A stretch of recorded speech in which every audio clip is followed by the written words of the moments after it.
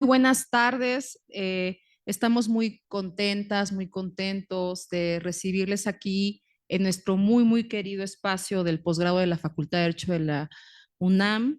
Y bueno, pues bienvenidas y bienvenidos al Seminario Nacional Justicia para Mujeres, Desafíos y Avances para el Acceso a la Justicia de Mujeres y Niñas de la Federación Mexicana de Universitarias, del Museo de la Mujer y la Facultad de Derecho. Imagínense ustedes estos tres importantes espacios hoy congregados en este lugar que siempre es maravilloso estar aquí presente.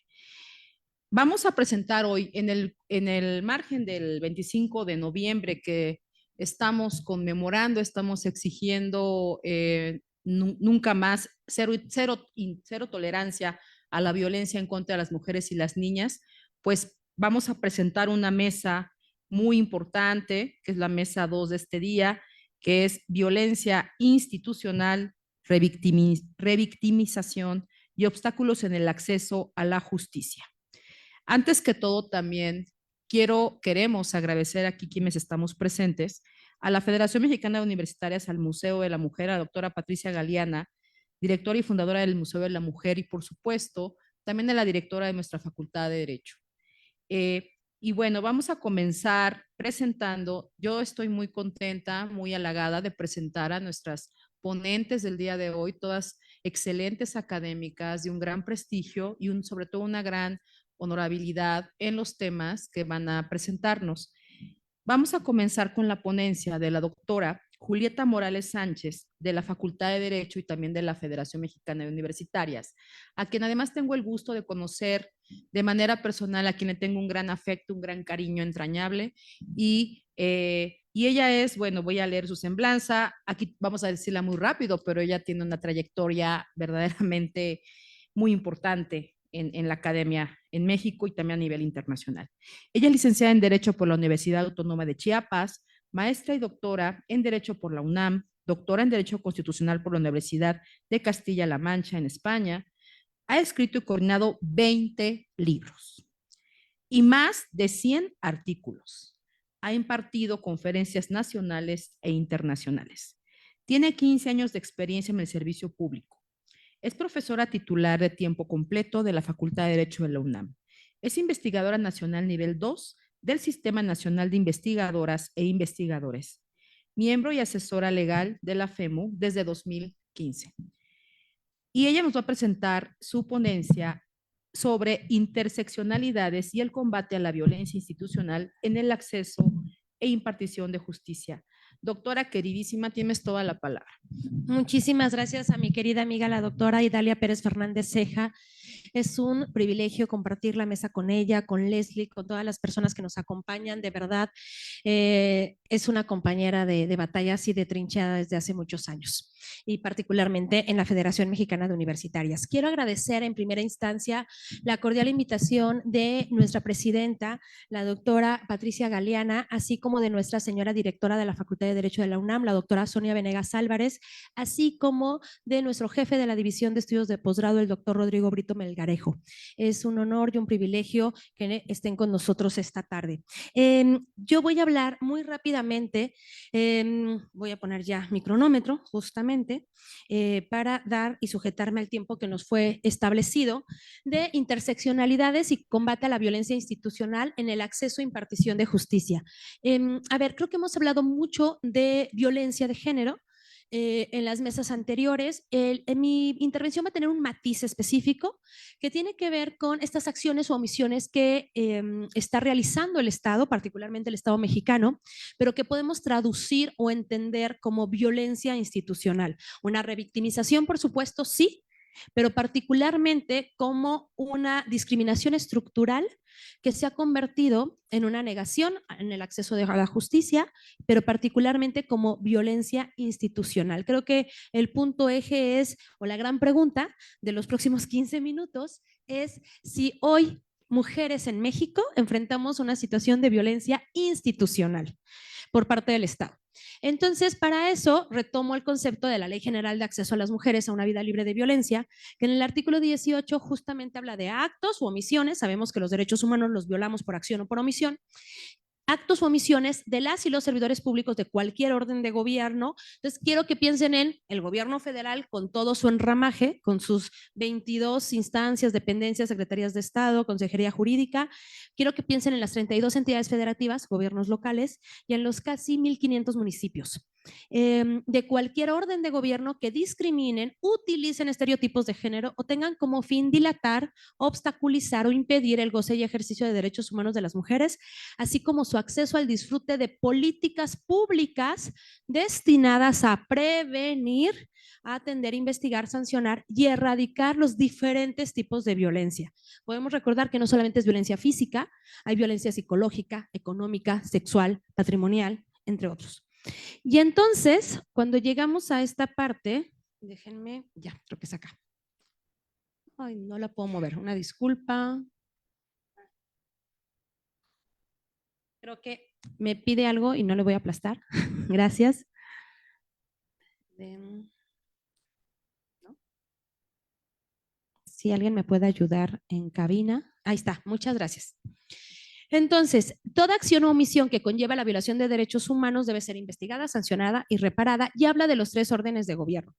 ¿Qué es la interseccionalidad? Ya lo hemos comentado durante toda la mañana este día y lo seguiremos haciendo mañana. Es el cruce de ejes o vectores de discriminación que agudizan la vulnerabilidad, que recrudecen la discriminación. No es lo mismo que te discriminen por ser mujer a que te discriminen por ser mujer, joven, indígena, con VIH-Sida, con discapacidad, etcétera. Y entonces ese cruce de ejes o vectores de discriminación justamente tiene que ver con, piensen, violencia institucional, pero además las interseccionalidades, la interseccionalidad que se da en una sola persona que además sufre violencia institucional. Datos del Secretariado Ejecutivo del Sistema Nacional de Seguridad Pública, son los últimos, digamos, traje 2024 y de lo que va de 2025, habla, a ver, son datos que reflejan violencia física. Primer punto, primera deficiencia. Segunda deficiencia es que son datos que implican un subregistro, hay una cifra negra. Tenemos 853 feminicidios en 2024, 513 en lo que va de enero a septiembre 25, pero como además tenemos una muy mala tipificación de feminicidio en México, resulta que también traigo las cifras de homicidios dolosos de mujeres. 2,561 homicidios dolosos de mujeres en 2024 y 1,600 de enero a septiembre. Y llamadas de emergencia para al 911 por hechos vinculados a violencia de género. Estamos hablando de 320,000 más y 218,000 en lo que va del año. La INDIRE 2021 dijo que 70% de mujeres hemos sido víctimas de algún tipo de violencia a lo largo de la vida y hay obviamente diferencias en entidades federativas. Esto creo que es un punto importante porque México, en efecto, es muchos Méxicos y tenemos diferencias no solamente entre entidades federativas, sino también en regiones en entidades federativas. Y dependiendo, digamos, la pertenencia o no a un pueblo indígena, puede recrudecerse la discriminación o la violencia institucional. Tenemos índices que nos dan mayor nivel de vulnerabilidad en determinadas regiones del país, no solamente por una situación de violencia social derivada de la, digamos, de la situación con el narcotráfico, sino también un tema de violencia psicológica. Índices más altos de feminicidios, por supuesto, están en Estado de México, están en Chihuahua, están en Ciudad de México, por ejemplo. Colectivo EPU, el año pasado, ya hizo un informe sombra de 300 organizaciones de la sociedad civil en el marco del examen periódico universal al que fue sometido México. Dijo cosas muy relevantes. Una, dijo que tenemos muchas alertas de violencia de género que no sirven para nada. Este es un mecanismo previsto en la Ley General de Acceso a las Mujeres a una vida libre de violencia, y ahí sostuvo que el 70% del país es peligroso para las mujeres. Imagínense, 70% del territorio nacional. Y además habló de toda la falta de investigación con perspectiva de género, todas las deficiencias ministeriales, todos los estereotipos que permean tanto la impartición de justicia, luego me voy a referir a eso con la reforma judicial, pero Colectivo EPU dijo, en México se asesinan 11 mujeres diariamente y son feminicidios impunes, que es una cifra enorme. Y la otra tiene que ver con niñez huérfanas en feminicidios. Imagínense a una pareja, a un padre, esposo, pareja que asesina, feminicidio, a la mujer y huye. Por supuesto va a quedar impune, Pero además, ¿quiénes se encargan de esos hijos e hijas? De las mujeres víctimas de feminicidio.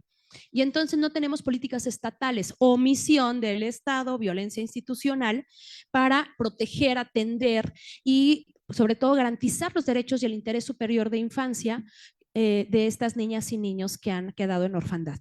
Tenemos el Comité de la CEDAW, tenemos la Recomendación General 40, que es de 2024, que habla de la representación igualitaria e inclusiva de mujeres en sistemas de toma de decisiones. Creo que es muy relevante porque no se trata de cuántas mujeres tienes en tu institución, en tu empresa trabajando, sino en qué puesto las tienes, qué están haciendo esas mujeres. Y aquí se vincula a muchos conceptos transversales como el techo de cristal, por ejemplo, entre otros. Y lo que creo que es importante destacar es que lamentablemente mujeres hoy en espacios de toma de decisiones aún son víctimas de violencia política, de discriminación y sobre todo incluso hasta de difamaciones. El Comité de la CEDAW va a examinar este año el informe de México y las recomendaciones finales salen o se emiten el 17-18 de junio de este año, 2025. Y quiero que vean lo que dice, lo que nos dice el Comité de la CEDAW específicamente para el Estado mexicano. La Recomendación General 40 es para todos los estados parte de la CEDAW, pero esto es específicamente para el Estado mexicano. Y dice que hay que incorporar una definición amplia de discriminación que abarque tanto la discriminación directa como indirecta, eran conceptos que estábamos viendo en la mañana en una de las conferencias magistrales, y además fortalecer la ley federal para prevenir y eliminar la discriminación para lograr recursos jurídicos y justiciabilidad. Particularmente en la reforma judicial es el párrafo 18, voy a leerlo literalmente si me permiten, pero dice: el comité recomienda al Estado parte que vele porque la reforma judicial en curso, piensen que estas son de hace un par de meses, vele porque la reforma judicial en curso incluya salvaguardias específicas para preservar la independencia judicial, incluida una mejora de los requisitos mínimos de los candidatos y la capacidad de garantizar una tramitación de los casos que tenga en cuenta las cuestiones de género y asegure los derechos consagrados en la Convención, refuerce los mecanismos de capacitación y evaluación del desempeño de los jueces elegidos para asegurar la aplicación estricta de las disposiciones del derecho penal en casos de feminicidios, esterilización forzada y desaparición forzada de mujeres. Aborde los prejuicios judiciales basados en el género y siga dando prioridad a impartir una capacitación sistemática sobre derechos humanos de las mujeres y bueno, y menciona grupos interseccionales, digamos. ¿Qué creo que es importante? Que pensemos que en ninguno de los requisitos solicitados para el desempeño de puestos en la Suprema Corte de Justicia, en tribunales colegiados de circuito, magistraturas y demás, se solicitaba conocimientos de derechos humanos o conocimientos de perspectiva de género. Los requisitos iban en un tema de promedio y demás. Es decir, hoy que renovamos por completo la Suprema Corte de Justicia, Tribunal de Disciplina, el órgano de administración judicial y la mitad de tribunales federales, porque la otra mitad se va a elección en 2027, no tenemos certeza de que quienes están en esos espacios no sean misóginos, misóginas, no sean xenófobos, homofóbicos, etcétera, etcétera, etcétera. Es decir, es necesario un proceso de capacitación intensiva de quienes llegaron a esos espacios de toma de decisiones, de impartición de justicias, porque seguramente muchos de esas personas tengan muchos estereotipos de género en su propia concepción y desempeño y eso se proyecte en su actividad jurisdiccional. Hoy no tenemos garantía y tenemos que cuidar la progresividad de derechos, particularmente de los criterios que se obtuvieron en la 10ª época jurisprudencial, digamos, en este país, de 2011 a la fecha. Por eso el Comité de la CEDAW incluso pide eso. ¿Cuál es el primer punto para que puedan ser capacitados las personas que llegaron a través de elección del pasado 1 de junio? Humildad, porque no hay una obligación de capacitarse, de actualizarse. Es decir, necesito capacitarme, necesito prepararme. La Escuela Nacional de Formación Judicial subsiste, la carrera judicial subsiste, pero para puestos abajo, digamos, de las magistraturas. Por lo tanto, podrían hacer extensiva su actividad. Sería buenísimo ver a ministras, ministros en cursos, por ejemplo, en capacitaciones, o a magistradas, magistrados de tribunales colegiados de circuito, particularmente juicio de capacitaciones en materia de perspectiva de género. Y entonces habla de fortalecer la independencia, la capacidad técnica e incluso la interacción de la CNDH. El comité, digamos, da recomendaciones para los dos tipos de garantías de derechos de las mujeres, para la garantía jurisdiccional, tribunales, Poder Judicial, pero también para la garantía no jurisdiccional, para la Comisión Nacional de Derechos Humanos o el Ombudsperson. Entonces, está en el párrafo 22 y habla incluso de mejorar la eficacia de la comisión, de la CNDH en la protección de derechos de las mujeres, etcétera, etcétera. Y muy rápidamente voy a tocar unos criterios de la Corte Interamericana en torno al tema de violencia institucional. La Corte Interamericana ya nos ha dicho que necesitamos acciones transversal y verticalmente en todos los poderes, no solamente ámbito legislativo. Tenemos leyes muy bonitas que nunca se aplican. Por lo tanto, necesitamos políticas públicas, necesitamos presupuesto, necesitamos coordinación, necesitamos compromiso y necesitamos evitar negligencias por parte de quienes están en espacios de toma de decisiones. Por eso también habla de que necesitamos políticas públicas, instituciones y mecanismos destinados a combatir y erradicar prejuicios, estereotipos y prácticas. Quizás uno de los primeros puntos es que quienes nos están escuchando aquí en el auditorio, quienes nos siguen en la transmisión en vivo, se pregunten a sí mismas, a sí mismos, ¿qué prejuicios tengo yo? ¿Qué estereotipos tengo yo? Porque somos producto de la cultura en la que vivimos. Y la perspectiva de género implica un proceso de deconstrucción, de desaprender, de cuestionar lo que has aprendido y has creído durante décadas en tu vida. Por eso no es un tema fácil ni inmediato, porque implica, imagínense servidoras, servidores públicos que fueron o que crecieron bajo otro, digamos, paradigma. Por lo tanto, dice el caso Guzmán Albarracín, que es un caso fuertísimo de violencia escolar. Los estereotipos distorsionan las percepciones y dan lugar a decisiones basadas en creencias preconcebidas y mitos. Tú decides con base en lo que crees, en los prejuicios que tienes, en los estereotipos que crees. Pero eso lo que hace es denegación de justicia y revictimización de las denunciantes. Y entonces, en Bedoya Lima, justamente se habla de la ineficacia judicial frente a casos individuales de violencia de género. Si hay 11 feminicidios diarios, ¿cuántas sentencias por feminicidio conocen? ¿Cuántas personas están encarceladas por haber cometido un feminicidio? Porque entonces está muy bien la Ley General de Acceso a las Mujeres a una vida libre de violencia, pero no nos sirve de nada si sigue habiendo impunidad. Ese es el gran reto que tenemos desde el derecho y hay que decirlo particularmente en nuestra querida Facultad de Derecho. Por lo tanto, ¿qué pasa? Que cuando hay impunidad se envía un mensaje según el cual, dice la Corte Interamericana, la violencia contra las mujeres puede ser tolerada y aceptada, lo que favorece la perpetuación y aceptación social del fenómeno. No pasa nada, pero ¿eso qué genera? Un sentimiento y sensación de inseguridad de las mujeres y una persistente desconfianza de las mujeres en el sistema de administración de justicia. Mil gracias. Tengo 2 minutos, entonces voy a ver 2 fórmulas que derivo de jurisprudencia interamericana. Una, ineficacia o indiferencia judicial es igual a discriminación de la mujer en el acceso a la justicia. Lo pueden pedir de inmediato frente a una situación con un MP y queja ante la Comisión Nacional de Derechos Humanos, por supuesto, y posteriormente también juicio de amparo y otras vías. Y me voy con otra fórmula que la voy a poner, digamos, aquí habla de prejuicios, estereotipos, la presentación está a su disposición, pero habla de que utilizar estereotipos de género en procesos penales es igual a violación a la presunción de inocencia y al derecho a ser juzgada por un tribunal imparcial. Hoy se ha puesto mucho en cuestionamiento la independencia del Poder Judicial federal particularmente, pero también locales que fueron llamados a elección y con la reforma respectiva a sus constituciones locales. Pero lo que quiero que pensemos es que más allá de las filias o fobias políticas o partidistas que pueda tener quienes llegaron a los puestos, piensen que solo hecho de tener estereotipos de género, lo que hace es que ese juzgador, juzgadora no sea imparcial.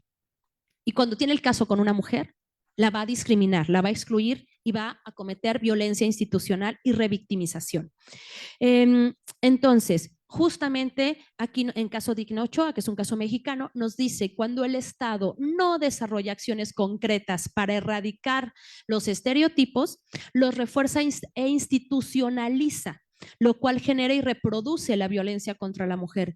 Los estados tienen la obligación de adoptar un enfoque diferenciado.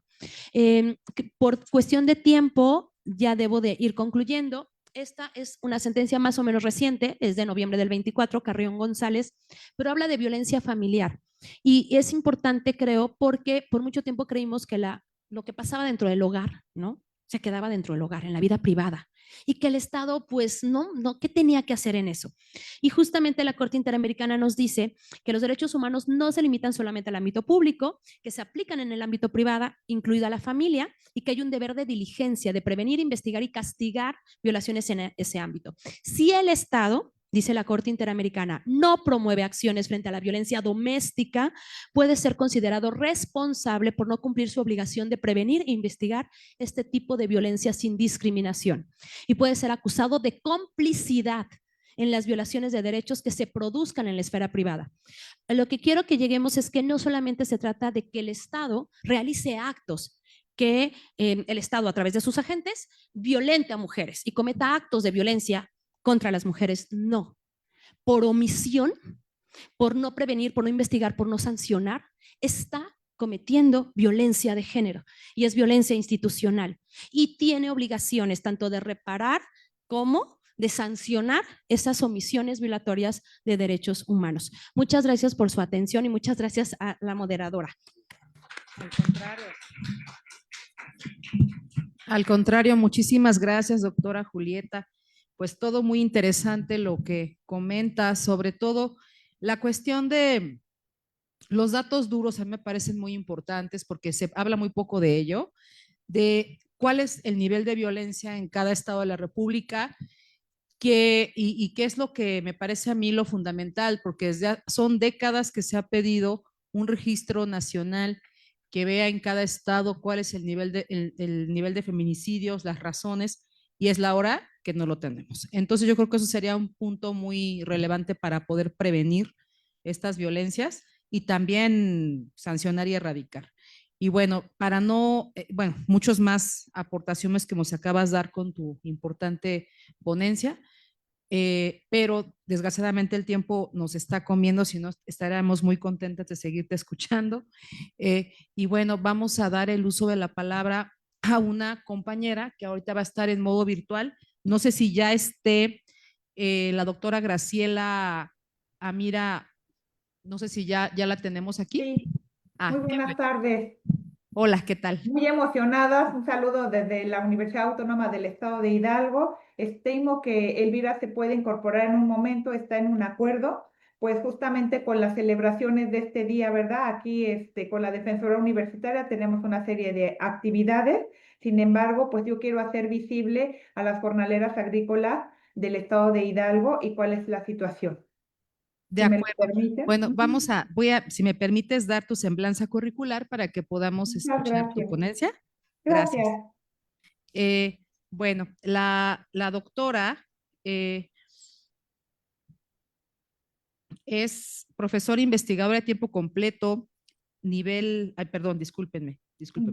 Es profesora investigadora de la Universidad Nacional Autónoma del Estado de Hidalgo, doctora del campo académico de la comunicación en la UNAM, periodista de agencia CEN México, comentarista del noticiario de Radio Universal de Hidalgo, colaboradora en la revista A las Mujeres, ha escrito diversos ensayos y libros, fue presidenta de la Asociación de Investigadores de la Comunicación y presidenta del Premio Nacional de Periodismo, secretaria de Comunicación en el Sindicato de Personal Académico de la Universidad Autónoma del Estado de Hidalgo. Y Ella es bueno, Elvira Hernández Carballido. perdón. Ese currículum es de mi compañera Elvira Laura Hernández Carballido. Ay, discúlpame, perdónenme. Bueno, de todas maneras lo vamos a leer en un momento. Ya hicimos un pequeño adelanto. Bueno, ella es profesora. ¿Ya está también tu compañera con nosotros? No, todavía no está en acuerdo. Ya, es que nos habían dicho que a lo mejor también se presentaba virtualmente. Así es. Bueno, la doctora, discúlpenme por favor, Graciela Amira, es profesora de tiempo completo en la Universidad Autónoma del Estado de Hidalgo, miembro del sistema de investigadores nivel 1, está adscrita a la línea de estudios sociales y culturales de educación en el CINCIDE, también de la misma universidad, ha participado en proyectos de investigación en la SEP, CONACYT y RECREA. Participó en congresos nacionales e internacionales sobre jornaleros agrícolas, migrantes, trabajo infantil, empleadores, egresados, trayectorias escolares y rediseño curricular. Coordinadora de la licenciatura en Derecho de la Universidad Autónoma del Estado de Hidalgo, secretaria de Actas y Acuerdos en el SPAU de la Universidad del Estado de Hidalgo en 2022, de 2022 a 2026. Y nos van a presentar aquí, tengo que nos presentan la ponencia de justicia social como criterio ético normativo en menores jornaleras agrícolas migrantes en el Valle del Mezquital en 2025. Doctora, bienvenida y estamos muy interesadas en escuchar tu importante ponencia. Muchas gracias. Con el permiso de ustedes, pues queremos hacer visible esta situación que ocurre y hemos denominado la justicia social como criterio ético y normativo en menores jornaleras agrícolas migrantes en el Valle del Mezquital. Bueno, en eh, mm, déjenme ver si para la que sigue la estoy manipulando desde aquí. Sí, en ese sentido tenemos que la situación de estas niñas jornaleras agrícolas migrantes en el Valle del Mezquital refleja desigualdades sociales y educativas que aún persisten en México. Este trabajo analiza su realidad desde el enfoque de justicia social de Amartya Sen, que propone evaluar no solo las leyes o las políticas públicas existentes, sino los efectos reales en la vida de las personas a partir de este marco que se busca visualizar con las condiciones que limitan su acceso a una educación digna e inclusiva y proponer estrategias que garanticen la equidad, la pertinencia cultural y el desarrollo integral. La compañera que me antecedió muy bien enmarcó esta cuestión de la interseccionalidad porque tienen una triple vulnerabilidad esta población, porque es una condición de mujer, son indígenas y son migrantes. Y existe esta tensión entre el derecho consuetudinario indígena y el derecho positivo estatal en temas de violencia de género y de derechos familiares normalizados dentro de su misma comunidad. Estas barreras sistémicas en la justicia, como son su idioma, la normalización de la violencia y el conflicto entre sistemas jurídicos, no son problemas individuales, sino son barreras institucionales. Y también nosotros desde un modelo pedagógico, porque la nueva escuela mexicana como un modelo para promover el enfoque intercultural y comunitario, pues podría ser un facilitador para esta integración. Y en ese sentido, bueno, identificamos que desde la fundamentación teórica, la justicia social de Sen centra la atención en las condiciones reales para ejercer derechos más allá de un discurso institucional. Su enfoque de capacidades plantea que la justicia implica ampliar las oportunidades reales de las personas para desarrollarse plenamente y según la justicia es contextual y dinámica porque debe de adaptarse a las condiciones sociales y culturales de cada comunidad. Aplicando al caso de las niñas jornaleras, permite evaluar si las políticas educativas están garantizando ese efecto efectivo a una educación digna, inclusiva y pertinente. Su rezago educativo deriva de una dinámica migratoria pendular. En este sentido, quiero compartirles que no son hidalguenses estas niñas. El estado expulsor de Guerrero, en Tlapa específicamente, vienen a Hidalgo y a Morelos, Tenestepango y de Morelos vienen a Hidalgo. Hidalgo es un estado de tránsito, no es un estado expulsor ni un estado de origen. Y en ese sentido, pues es una migración pendular porque van y vienen por sus condiciones de vulnerabilidad y con las condiciones de educabilidad que algunos programas como el PRONIN han intentado pues ir en contra del trabajo infantil y en ese sentido esta incorporación temprana a un trabajo agrícola, la falta de condiciones materiales y políticas adaptadas a su contexto. La problemática en el contexto hidalguense, como en otras regiones del país, identificamos que estas niñas jornaleras agrícolas migrantes enfrentan su triple vulnerabilidad por ser mujeres, indígenas y migrantes. Aquí vienen por la pizca del ejote, en otros estados van a la pizca de la cebolla, del chile, del café y demás. Y en este sentido, su movilidad constante provoca interrupciones escolares y trabajos infantil productivo. La falta de infraestructura y de atención culturalmente pertinente profundiza las desigualdades educativas y en Hidalgo las regiones con mayor migración indígena son el Valle del Mezquital, la Huasteca y el Valle de Tulancingo. Y a pesar de algunos avances, persisten estas barreras lingüísticas, sociales y económicas que limitan su desarrollo integral dentro del marco normativo que queremos hacer visible, porque pues la ley no es suficiente y en ese sentido, pues desde lo internacional, lo nacional, pues tenemos leyes que deberían de estar protegiendo a nuestras niñas jornaleras. Y en ese sentido, en el marco legal se busca garantizar una educación inclusiva, equitativa y de calidad para niñas, niños y los adolescentes, sustentado en instrumentos internacionales y nacionales. El objetivo es el desarrollo integral y la integración social de los niños, niñas y adolescentes migrantes en distintos contextos educativos, el formal, el no formal y el formal, no formal e informal. Y en ese sentido les compartimos, pues miren, toda esta cuestión, la ley, hay leyes. ¿Y por qué entonces no estamos respetando todo este marco tan amplio como los objetivos de desarrollo sostenible que tenemos el 4 y el 10? En el cuarto hablamos de una educación de calidad, porque si bien es cierto, quiero compartirles que aquí en nuestra universidad este fenómeno ha sido estudiado por áreas como derecho, antropología, sociología e historia, pero es lo mismo, damos datos, hablamos de trayectorias escolares, pero ¿qué está pasando? Esas niñas no tienen que estar en el campo, esas niñas tienen que estar en la escuela y tienen que disfrutar de todos sus derechos que están plenamente violentados. En ese sentido, en una educación de calidad, el ODS 4 reconoce la educación como un derecho humano universal, promueve la igualdad de oportunidades sin importar su condición migratoria. Y aquí está una violación clara a esos derechos de estas niñas. En el objetivo de desarrollo número 10, la reducción de las desigualdades, tenemos que se deben de impulsar políticas que favorezcan la inclusión social, económica y política, y se destaca la atención especial a niños, niñas y adolescentes migrantes. Si lo vamos desde el punto de vista de la CEPAL, ya desde el 2019 ya afirmaban que la educación inclusiva era la clave para superar barreras lingüísticas, culturales y económicas, y se recomienda adaptar a estas políticas y los currículos a las necesidades de los grupos migrantes.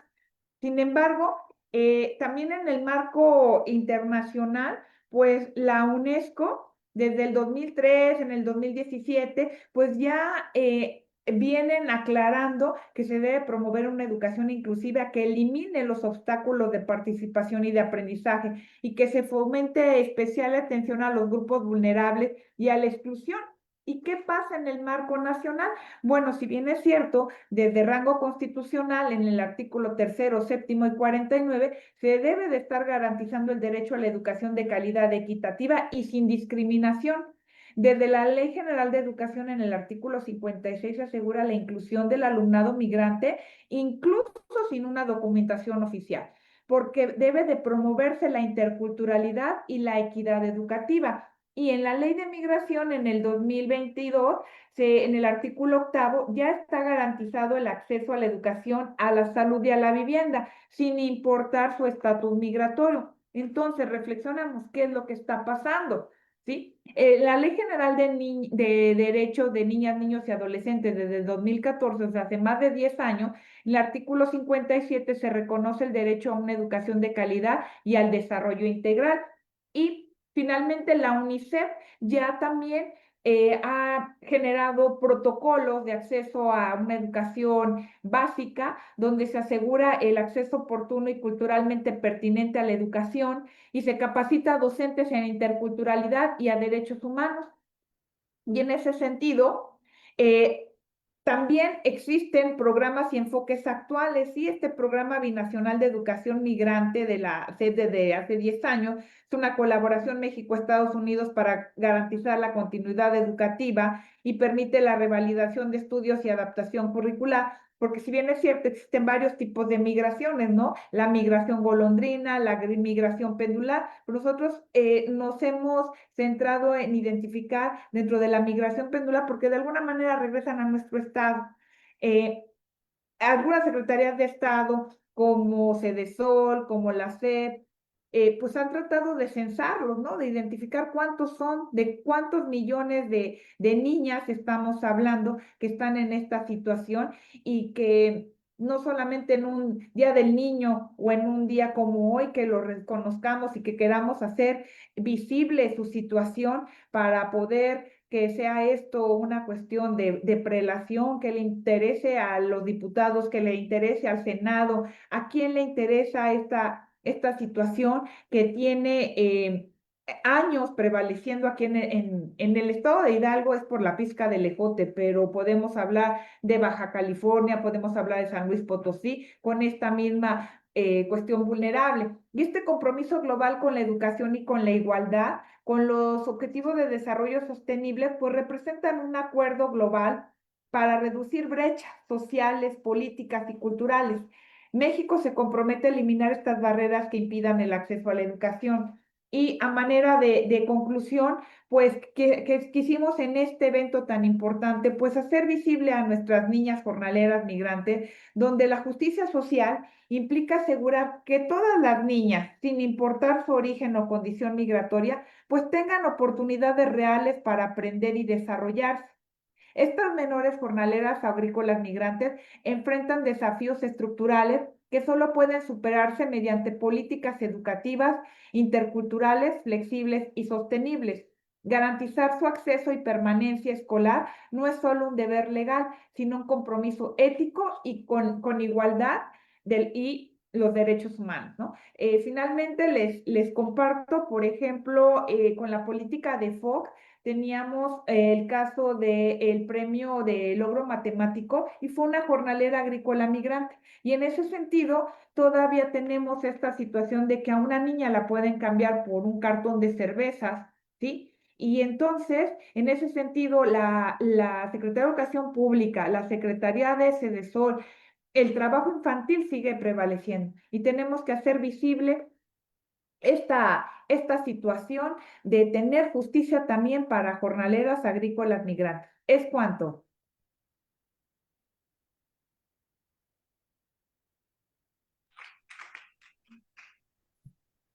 Pues muchísimas gracias, de verdad, qué importante trabajo. Yo estoy muy, bueno, creo que todos estamos aquí muy em, interesados en este tema, sobre todo porque es el tema precisamente que, como bien mencionas, doctora, tiene mucha relación con lo que comentó también la doctora Julieta en cuanto a la interseccionalidad, digamos que toda esta violencia que es multifacética, que es de las niñas que nadie ve, que nadie le importan, porque es la realidad. Porque además de ser migrantes, en el caso de las que son migrantes, pero cuando decimos migrantes, no son necesariamente extranjeras o de otros países, que también lo son, sino también del interior de la República, ¿no? Y nadie, es un tema que de verdad nadie toca, nadie lo comenta, me refiero en foros muy públicos, cotidianos, conocidos, y qué importante trabajo hacen ustedes, de verdad, qué valioso y qué bueno tenerlas aquí en este importante seminario, porque esto es de lo que se quiere hablar, ¿no? De los temas que verdaderamente están ahí presentes en días como hoy que conmemoramos la cero tolerancia a la violencia en contra de las mujeres y las niñas, y abordar el tema de las niñas explotadas, jornaleras, pues es sumamente relevante, ¿no? Me van a confirmar ahorita, disculpen, muchísimas gracias por la importante ponencia. Me están confirmando ahorita que posiblemente todavía no le es posible llegar a tu compañera, a la doctora Graciela. No sé si ya se logró conectar porque tuvo alguna situación y no pudo llegar presencialmente aquí al posgrado, pero no sé si ya logró conectarse virtualmente o esperamos un momento o pasamos ya con nuestra también querida compañera. Pasamos, por favor, porque, insisto, aquí también se están realizando algunas actividades conmemorativas al día y entonces tener un acuerdo con la defensora universitaria. Una disculpa. Si se incorpora, con mucho gusto, ahorita por si hay algunas preguntas, con todo gusto. De acuerdo. Estamos atentos. Muchas Entonces, gracias. pues pasamos con aquí una muy interesante, estaba yo platicando con ella, una muy interesante compañera de la Facultad de Derecho, Leslie Baena Mendoza, que nos va a hablar sobre violencia institucional y revictimización en el camino hacia la justicia. Y ella es especialista en prevención de lavado de dinero y financiamiento al terrorismo en el sector privado. Qué interesante tema. Ha colaborado en la defensa de la integridad financiera en un enfoque ético y de responsabilidad social. Fue voluntaria en albergues de personas migrantes, especialmente niñas, niños y adolescentes. Egresada de la licenciatura con la tesis La urgente necesidad de regular a los centros de asistencia social, CAS, para la adecuada protección y restitución de los derechos de las niñas, niños y adolescentes en situación de movilidad internacional. Es alumna del posgrado de la Facultad de Derecho. Y bueno, qué interesante y bienvenida, Leslie. Estamos muy interesadas también en escucharte con este trabajo tan importante que estás realizando y tan necesario. Muchas gracias por estar aquí. Muchas gracias, doctora. Buenas tardes. Yo les voy a hablar respecto de la violencia institucional y la revictimización que enfrentan. ¿Se escucha bien tu micrófono? ¿Me escuchan? Sí. Así es que creo que hay que acercarlo más, ¿verdad? A ver, o si quieres tomar esto.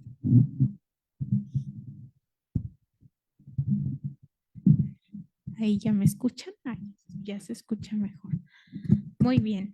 Yo les voy a hablar respecto de la violencia institucional y vaya, el camino a lo que es la llamada justicia que enfrentan muchas mujeres víctimas de violencia. Pero no solamente lo enfrenta este sector vulnerable, sino también lo enfrentan las niñas, los niños, los adolescentes, las personas indígenas y también las personas migrantes, así como las personas privadas de la libertad. Y bueno, esta violencia institucional se puede expresar, como bien lo dijo la doctora Julieta, tanto en acciones y omisiones que obstaculizan el ejercicio de los derechos de estas personas víctimas. Pero bueno, ¿qué es esta violencia institucional? Esta se presenta cuando el Estado o cuando agentes del Estado actúan de forma discriminatoria o de forma negligente en la omisión de la protección de los derechos humanos.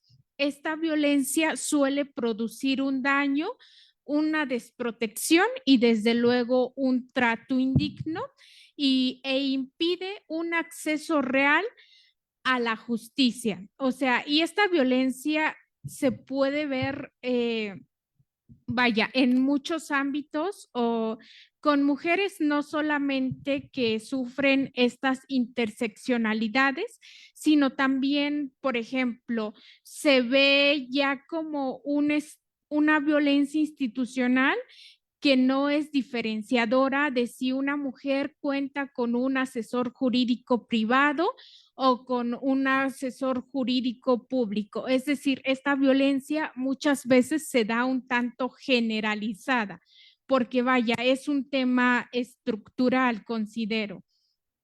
Y bueno, esta violencia se da con acciones tanto directas como indirectas por parte de estos agentes del Estado o de las autoridades responsables de la atención a víctimas. Se puede dar a través del maltrato, a través de estos estereotipos, también se da a través de interrogatorios humillantes y también a través de esta negación intencional de asistencia.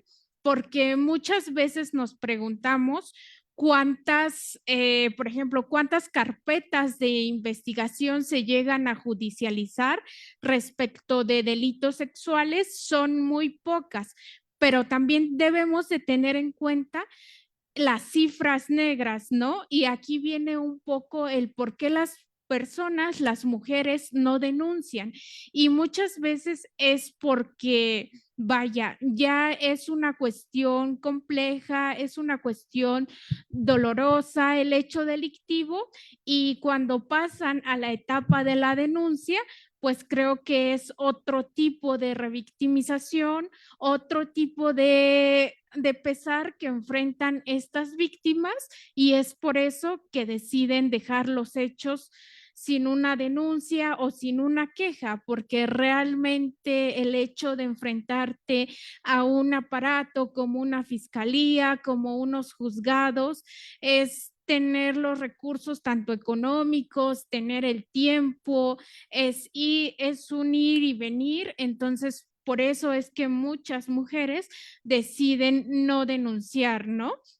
Y bueno, también por esta negación intencional de asistencia que ya les mencionaba, que aunado a que muchas veces a estas personas, mujeres víctimas de violencia, no se les quiere atender o no se les da una adecuada atención con un enfoque de derechos humanos o con un enfoque de que mínimo te da o no sé, un ministerio público especializado en género.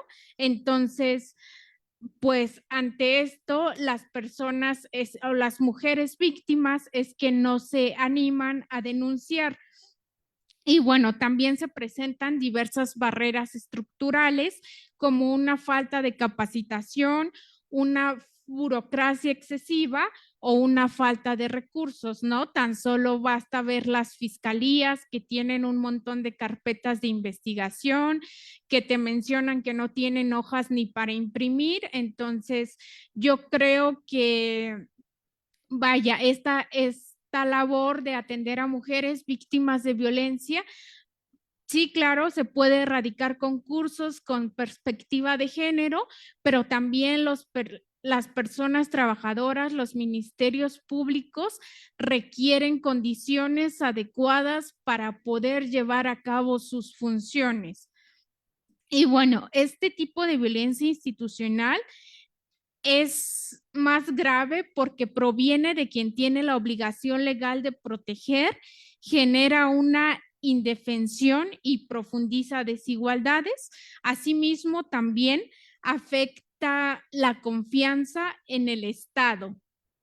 Y bueno, algunos ejemplos de revictimización más comunes es esta repetición de la denuncia por parte de la víctima varias veces, estos interrogatorios que muchas veces se dan sin la adecuada sensibilidad, e incluso unos cuestionamientos de credibilidad de por qué no denunciaste antes, cuando bien sabemos que la persona víctima denuncia cuando se siente lista para hacerlo.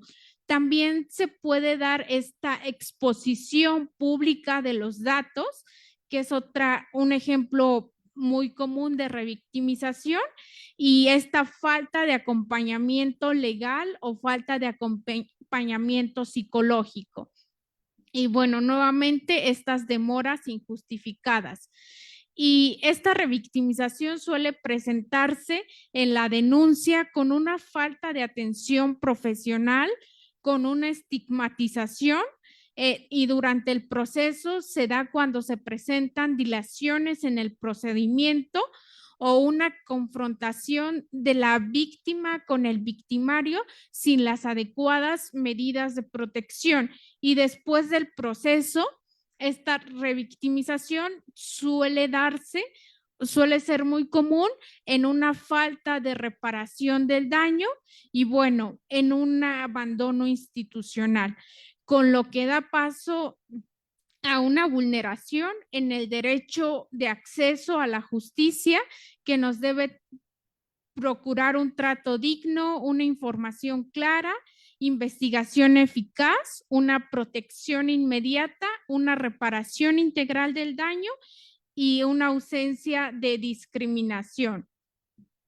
Y bueno, como algunos obstáculos socioculturales, tenemos esta normalización de la violencia, la desconfianza en las instituciones, el miedo a represalias, estos estereotipos de género, clase o cultura y este silencio, este silencio impuesto socialmente. Y bueno, para finalizar, algunas consecuencias que se le dan o que se presentan a la víctima es un daño emocional, un daño psicológico.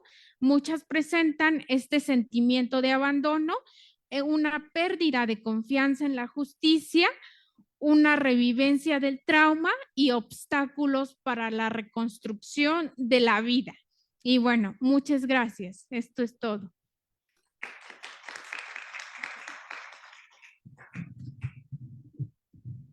Muchísimas gracias, licenciada Leslie.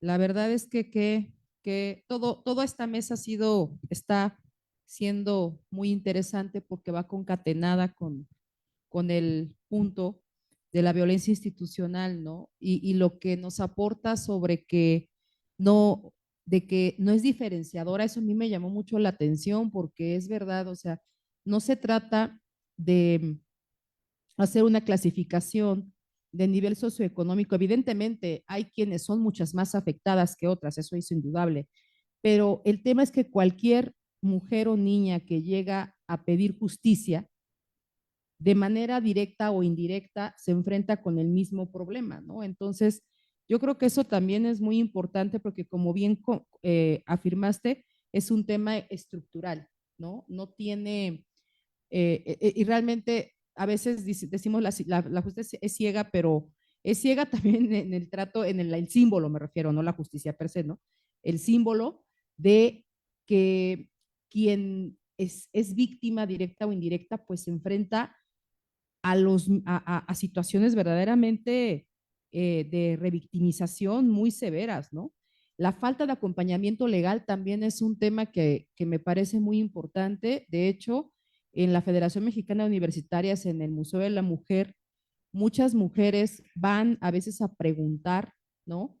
Temas jurídicos que tienen que ver, incluso hay una que llegó recientemente que decía, es que yo ya tengo abogado, pero no me siento acompañada, ¿no? Como que necesito tener mayor, me decía que si había grupos de mujeres que acompañaran casos a otras mujeres, algo muy interesante, ¿no? Que cuestionó porque no necesariamente el acompañamiento legal es acompañamiento a una víctima, ¿no? Falta lo psicológico, faltan muchas cosas, ¿no? En esto. Y yo la verdad te agradezco mucho y sobre todo te deseo muchísimo éxito ahorita que estás continuando aquí en el posgrado, seguro te irá muy bien. Y gracias, vamos a esperar las comentarios, preguntas, pero realmente un tema que traes a la mesa muy importante, ¿no? Y bueno, vamos a continuar con nuestra siguiente invitada, compañera, que es la maestra Blanca Patricia Talavera Torres, que también nos va a acompañar de manera virtual. No sé si ya está por aquí, nos pueda saludar. Sí, aquí estamos. Hola, hola. Y bueno, ella nos va a hablar sobre la corrupción con enfoque diferenciado en la impartición de justicia en México. Ella es doctorante en Derecho, licenciada en Comunicación, maestra en Gobierno y Políticas Públicas con 2 especialidades y 7 diplomados.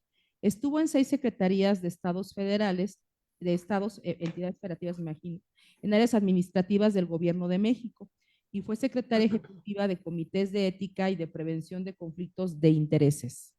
Directiva del colectivo Madres Libertarias, integrante de la red de investigadores parlamentarios de la Cámara de Diputados, presidenta de la Colectiva Internacional para la Difusión y Promoción de los Derechos Humanos y de la Comisión de Género de la Federación Iberoamericana de,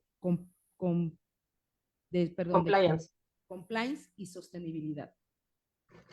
integrante del Comité de Participación Ciudadana del Sistema Nacional Anticorrupción, cuya presidencia ocupará en 2026. Qué importante tenerte aquí con ese importante cargo que tendrás próximamente.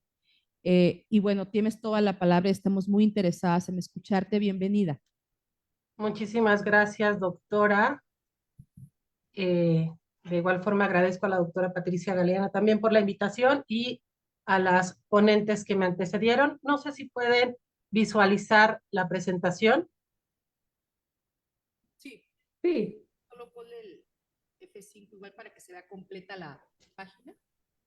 F5. Y para que se vea igual completa la página. Es que se ve ahí, perfecto. Perdón, gracias, qué amable. Bueno, pues justamente este es un tema desafiante. Tiene que ver con la violencia institucional, revictimización y obstáculos de la violencia. En particular, mi enfoque va a ser basado en la corrupción, derivado obviamente de la experiencia durante ya casi 5 años en el Sistema Nacional Anticorrupción con el enfoque de género. Les traigo un dato buenísimo, que es un dato que todas las que estamos aquí y todos los que están aquí seguramente ya lo imaginábamos, que es que la corrupción afecta de manera diferenciada a hombres y mujeres. Es un dato que no tiene ni la ONU. Es un dato que se generó aquí en el Sistema Nacional Anticorrupción hace apenas 4 meses y en un 42% la corrupción afecta más a las mujeres que a los hombres. Un dato del 2025.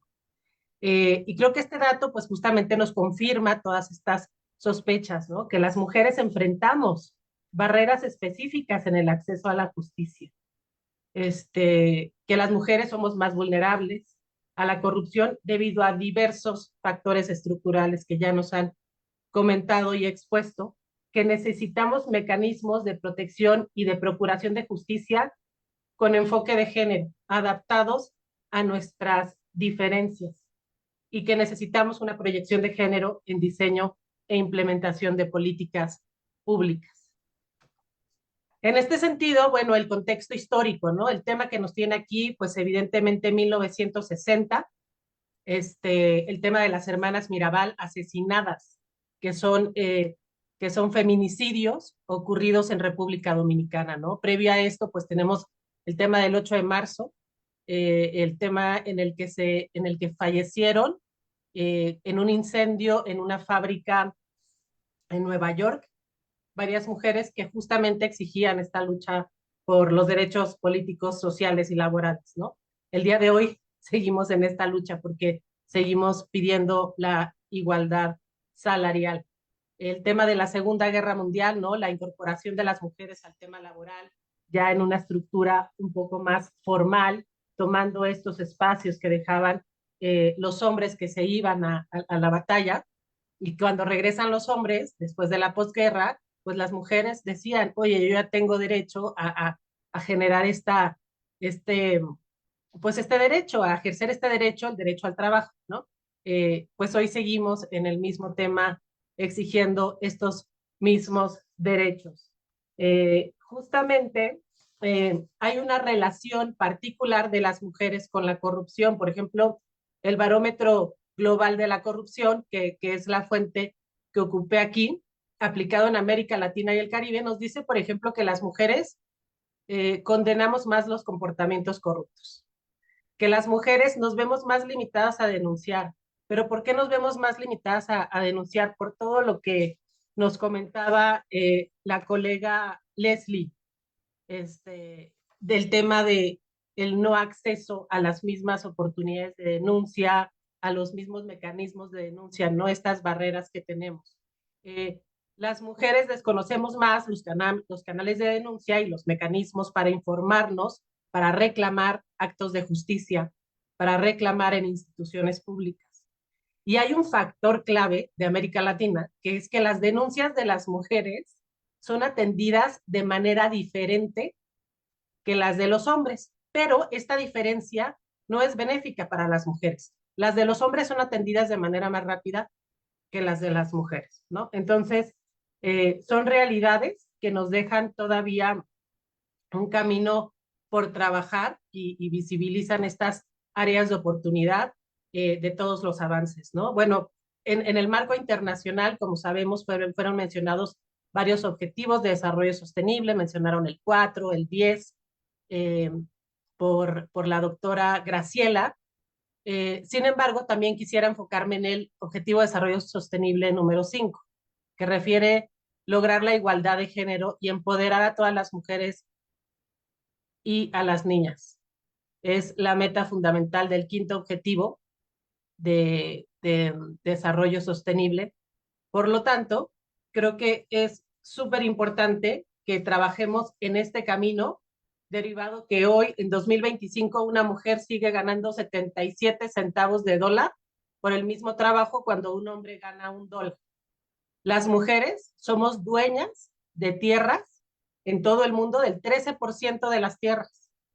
Entonces, nos falta todavía, ¿no? Este tema del empoderamiento de las mujeres.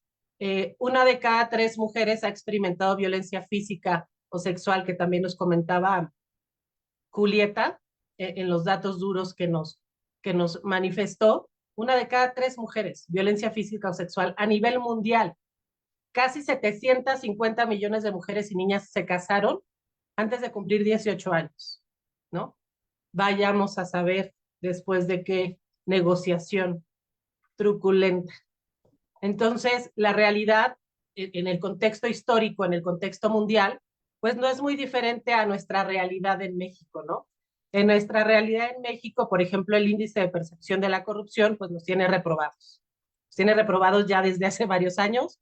Como lo sabemos, hoy estamos ocupando, bueno, bajamos 31 puntos en el índice de percepción de la corrupción, que es el que maneja Transparencia Internacional, digamos que es como el más comercial o el más conocido, pues siendo 100 puntos los mayores puntos posibles, en donde es una entidad en donde no hay corrupción, tenemos 31 puntos, ¿no? Y bajamos en 2024, 31 puntos teníamos en 2024 y ahorita en 2025 bajamos a 26 puntos. Entonces estamos reprobados contra reprobados. Ahora, la corrupción en México cuesta 6,000 pesos aproximadamente anuales. La realidad es que esta es una estimación del ENSIG, que pertenece al INEGI. Sin embargo, este costo es mayor para las mujeres. El día de hoy tenemos un marco jurídico bastante amplio, incluyendo el artículo 4 constitucional, que refiere la igualdad entre la mujer y el hombre. Y la realidad es que esto aún está en papel. Derivado de ello, las políticas lanzadas por la presidenta, la doctora Claudia Sheinbaum, respecto a la igualdad sustantiva, ¿no? La materialización de estas políticas públicas que hoy ya señalan la necesidad y señalan la obligatoriedad de los derechos para las mujeres, pero que aún no se ve en nuestro día a día, ¿no? En el tema de la impunidad, pues tenemos un panorama no mejor. La realidad es que 3 de 4 delitos no se denuncian, y la mayoría de los delitos, por ejemplo, en el tema de los delitos sexuales, contra las mujeres se cometen 10 delitos sexuales al mismo tiempo que un delito sexual contra un hombre, ¿no? Entonces, las mujeres seguimos teniendo pues esta carga y este contexto histórico y esta deuda histórica la seguimos cargando. Todavía estoy segura que muchas de las mujeres aquí, si no es que todas, sabemos qué falta en nuestro refrigerador, sabemos si falta leche, si falta agua, y traemos una carga mental y emocional, y sabemos a qué hora le dimos la medicina a los que tenemos hijos, cuánto debemos de pagar la renta, cuál es el último día, tenemos alarmas, tenemos agenda, y esta carga emocional, esta carga mental, pues es menos para el hombre, ¿no? Entonces, derivado de este contexto histórico y de esta deuda histórica, es importante que señalemos estas diferencias y que estas diferencias nos sirvan para generar estas políticas públicas de manera diferenciada. Las cifras de impunidad, les decía que no son más bonitas de lo que les he platicado. 75% de los delitos no se denuncian. La mayoría de los delitos son cometidos contra una mujer. La mujer tiene menos La mujer cree menos en las instituciones porque las instituciones públicas le han fallado más a las mujeres que a los hombres. Y este es un tema que nos mencionaba también la colega que me antecedió, ¿no? Que ahorita les daré un dato de manera personal. La tasa de impunidad, 95% de los delitos denunciados, me refiero al tema penal, pues no llegan a la cárcel. Entonces, menos del 1% llega a la cárcel. Entonces, si vemos a la cárcel como un tema de impartición de justicia o como un tema de expectativa de justicia, pues la realidad es que estamos en 99, más del 99% de impunidad y 1% de justicia, ¿no? La desigualdad en los delitos, pues bueno, vemos que los delitos sexuales estamos 10-1 en comparación con los hombres, pero no todo es así de, de negativo. El día de hoy existen grandes avances en México. Reconozco que hay situaciones en las que hace muchos años, tengo 43 años, pero hace muchos años cuando era chava, estudiante y me subía al metro, yo veía personas que eran acosadas sexualmente, tocadas, ¿no? Abusadas sexualmente, y las mujeres no decían nada, inclusive a mí. Y hoy pasa eso en el metro y es más fácil que otra mujer lo señale o que la misma mujer siendo víctima levante la voz. Hay un cambio, es un cambio marginal, pero es un cambio importante. Y este cambio se ve, ¿no? Hoy hay tierra fértil para generación de mayores políticas públicas porque tenemos por primera vez en la historia de México una mujer presidenta, lo cual nos abre este campo para generar políticas en beneficio para las mujeres, justamente para lograr esta igualdad sustantiva. Y bueno, tenemos mayor participación social de las mujeres. La voz siempre la debemos de levantar. Las mujeres tenemos derecho a denunciar, las mujeres tenemos derecho a dar nuestra opinión y a levantar la voz en cualquiera de los ámbitos, ¿no? Bien, fue un caso famoso el de la ahora Miss Universo, criticada por otros temas, pero levantó la voz. Existen también varias reformas, bueno, en este sentido, el tema de la tierra fértil, la Ley General para la Igualdad entre Hombres y Mujeres, pues hace 30 años no nos imaginábamos que iba a existir, ¿no? La Ley General de Acceso de las Mujeres a una Libre de Violencia, pues está en papel, el Código Civil Federal, Código Civil Penal. Hay varios temas que se han reformado en pro de las mujeres. Sin embargo, nos falta mucho materializar estas prácticas. Y me voy al tema que mencionaba también nuestra compañera Leslie, de la revictimización. En el tema de la violencia vicaria, dice Sonia Vaccaro, que es la que acuñó el término de la violencia vicaria a nivel mundial, dice que no existiría la violencia vicaria si no existiera violencia institucional. Y la realidad es esa. Yo fui víctima de violencia vicaria y es un calvario luchar contra las instituciones, aún teniendo herramientas educativas. Imagínense para cuando hay estos cruces de interseccionalidad, interculturalidad, se vuelve aún más complejo. Vamos logrando la paridad, sí, efectivamente a niveles directivos hay varias campañas que nos ayudan a que al menos en la administración pública exista paridad. Sin embargo, en el tema empresarial, 89% de las empresas son lideradas por hombres, de las grandes empresas. Las MIPYMES son 90% lideradas por mujeres, ¿no? Pero las grandes empresas, las que mueven más dinero y más recursos y que tienen más poder, son lideradas casi 90% por hombres. Entonces, vamos logrando la paridad a nivel directivo, pero todavía falta, no debemos de dejar de enunciarlo, de dejar de manifestarlo de manera verbal. Estos conversatorios y estos seminarios son de gran valía y de gran apoyo para que continuemos en este camino. Bueno, lo primero es reconocer estas áreas de oportunidad para seguir trabajando en ellas. El cambio lo generaremos poco a poco por medio de la conciencia colectiva con equidad de género. El tema sexual, el tema del cohecho sexual, mencionado también por la colega Graciela. Hay varias reformas ya, hoy están en el Senado una reforma que tipifica el cohecho sexual en la Ley General de Responsabilidades Administrativas, porque evidentemente estos grupos vulnerables, pues es el grupo migrante, si los ciudadanos no conocemos, los ciudadanos mexicanos, no conocemos nuestros derechos, nuestras normas, nuestra legislación, regulación, en dónde pedir. Hay más de 7,000 canales de denuncias, ¿no? Cuando es violentado uno de mis derechos, ¿a qué canal de denuncias voy a interponer mi denuncia? Bueno, pues el día de hoy está en la mesa en dictaminación en la Cámara de Senadores dictaminar el cohecho sexual, que ocurre evidentemente y lamentablemente más para las mujeres, pues las mujeres migrantes en nuestro país y en todos los países. Y ahí también en la misma reforma trae el tema de la tipificación del acoso y del hostigamiento sexual para el servicio público, que es la Ley General de Responsabilidades Administrativas.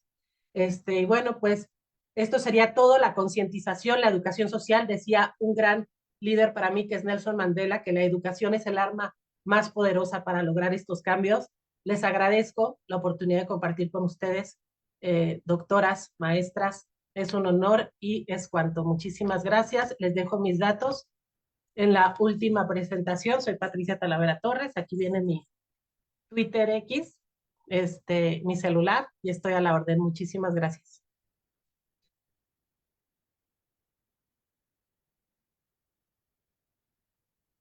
Doctora Blanca Patricia Talavera, la verdad que me parece que, como insisto, la mesa está muy bien estructurada porque todo va a tener una secuencia lógica y de mucha información muy importante. Eso el tema de que la corrupción afecte más a las mujeres, pues evidentemente tiene toda una lógica, ¿no? El tema de la corrupción vinculada con la impunidad relacionada con los delitos en contra de las mujeres y las niñas, evidentemente ese es como el punto muy interesante para cerrar esta mesa, porque es justo lo que nos da la información más, como cúspide de por qué hablamos de violencia institucional, es decir, la estructura. Por supuesto que la corrupción afecta más a las mujeres. Por supuesto que esto en consecuencia genera mayor impunidad en los delitos en contra de las mujeres y las niñas, ¿no? Y las denuncias se atienden diferente cuando son denuncias presentadas por mujeres, ya sea por propia persona o representación de menores de edad, ¿no? Sean niños, niñas, adolescentes, ¿no? Entonces, evidentemente esto es muy importante, esta información que nos aportas, ¿no? Y esta cuestión también de cómo vamos a, bueno, ya está encima el tema del objetivo del desarrollo sustentable, el quinto objetivo, ¿no? Creo que no sé cómo vamos a superar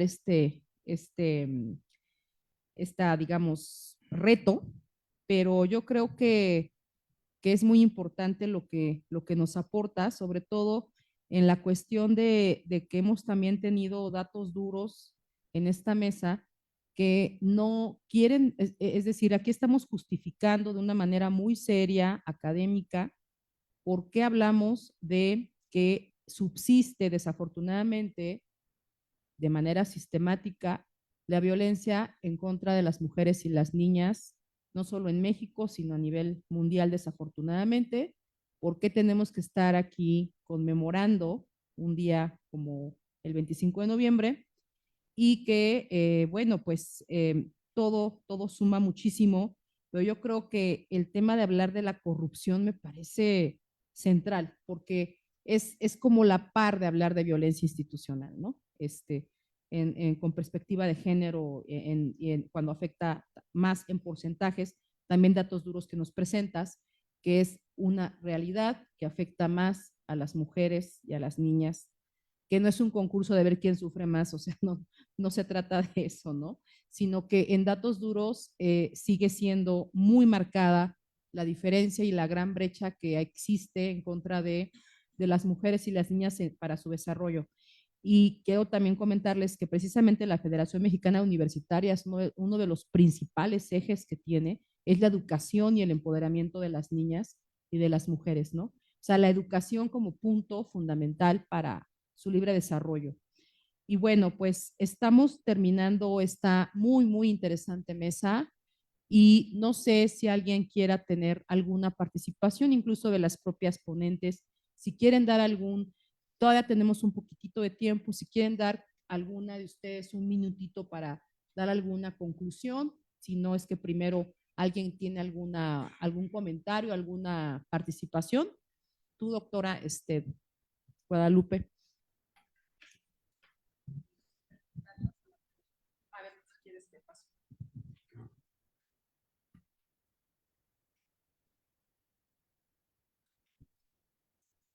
Buenas tardes. Bueno, felicitarlas a la doctora Galeana, a la Federación Mexicana de Universitarias, por este seminario internacional aquí en el seno de la Facultad de Derecho. Y a mí me gustaría preguntarles, nosotros estamos impartiendo hace 4 años con perspectiva de género de derechos humanos en esta facultad, y a mí lo que me preocupa es, aquí se ha visto cómo afecta la violencia institucional, la corrupción a las mujeres, a las niñas, adolescentes en estos litigios. Pero a mí lo que me preocupa es que lo que hemos observado últimamente en el sentido de que ahora la estrategia de litigación de los imputados es precisamente imputar a las mujeres que se defienden corrupción.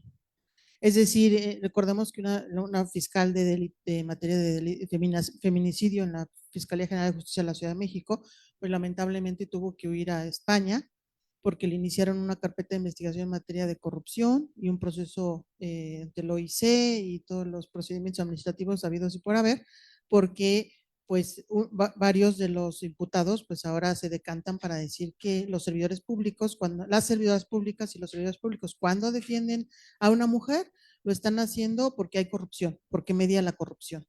Entonces me gustaría preguntarles a las integrantes de la mesa, pues cómo ven esa perspectiva y cuál podría ser una estrategia de litigación que pudiese, por ejemplo, ir en contra de esta oleada de infundios en contra de las abogadas litigantes que defienden derechos humanos de las mujeres, ¿no? Muchas gracias, felicidades por el evento. Al contrario, gracias.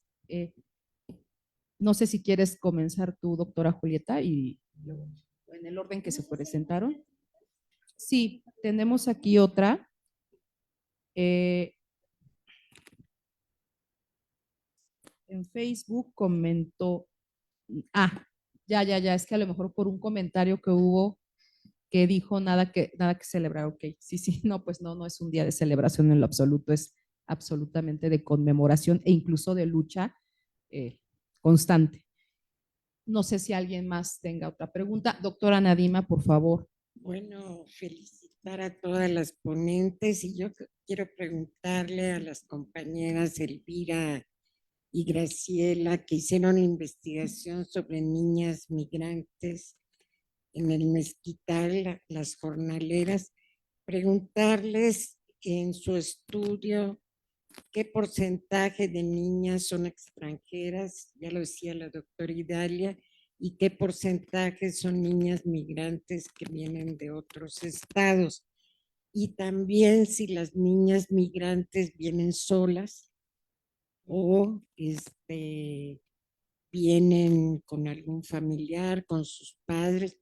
Me gustaría que nos ampliaran un poco el contexto de la investigación.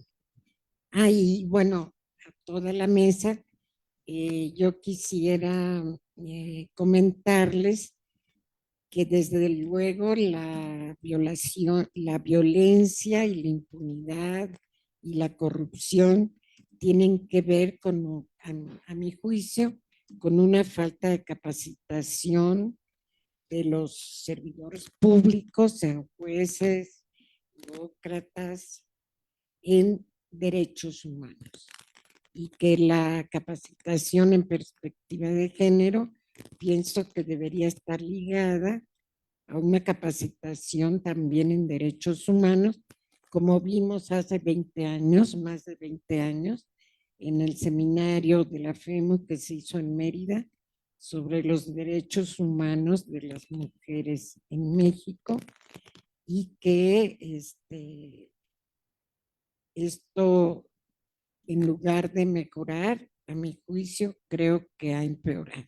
Entonces, una llamada a los 3 niveles de gobierno para que intensifiquen la capacitación en derechos humanos y también la perspectiva de género.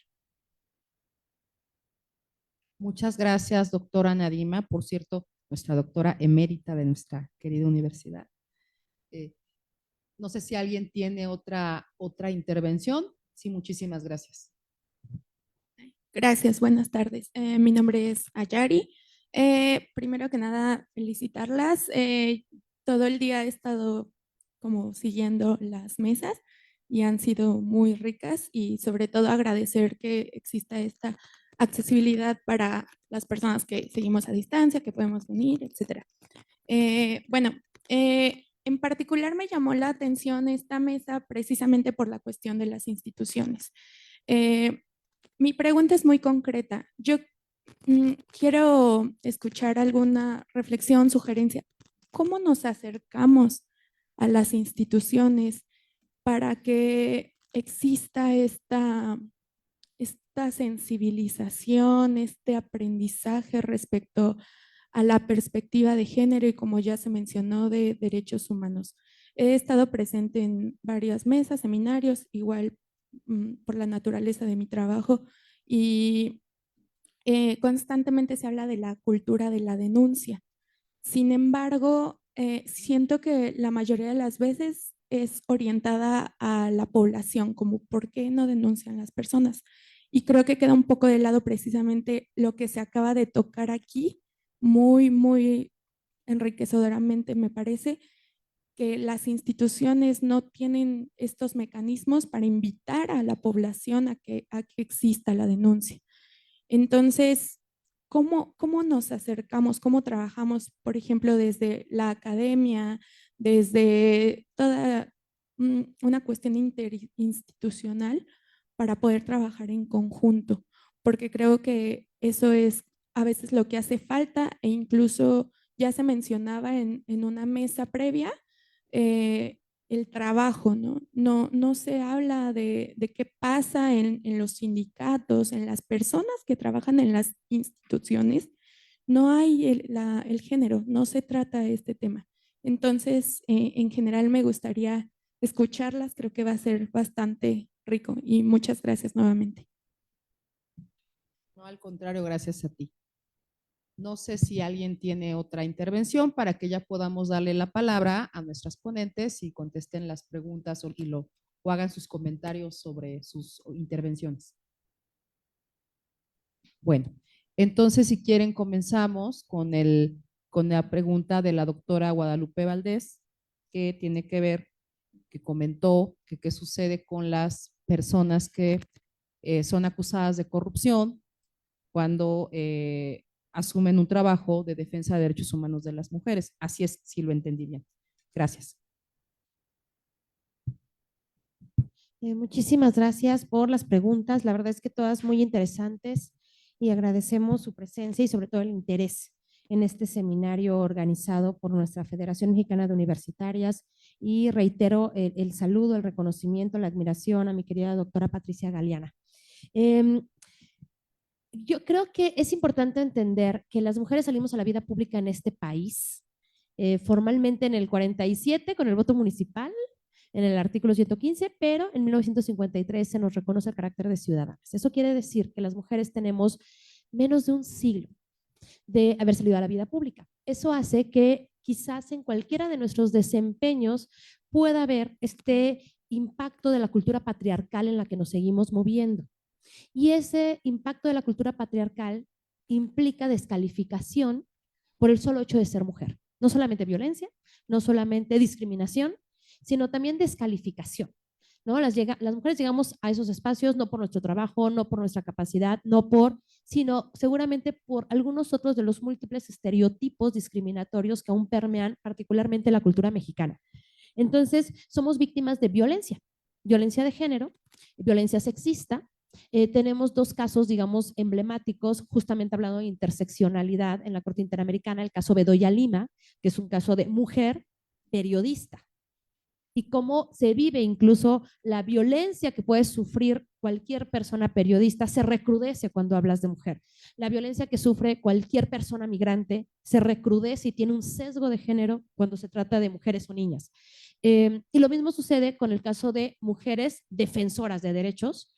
Es el caso de Igna Ochoa, particularmente para México, donde es lo mismo. Ser defensora de derechos humanos es peligroso en México, lo sabemos. El ejercicio del periodismo es peligroso, pero además cuando lo realiza una mujer tiene un sesgo específico de género y de violencia de género, de violencia sexual, de violencia que descalifica y que menosprecia, digamos, el trabajo que hacemos mujeres. Entonces, es una forma de violencia de género y de violencia política el tema de la descalificación. la difamación y demás. La capacitación en derechos humanos y perspectiva de género, justamente que escuchaba a mi querida doctora Nadima, creo que es fundamental porque a veces, sobre todo, hay quienes trabajan derechos humanos sin perspectiva de género, y hay que decirlo.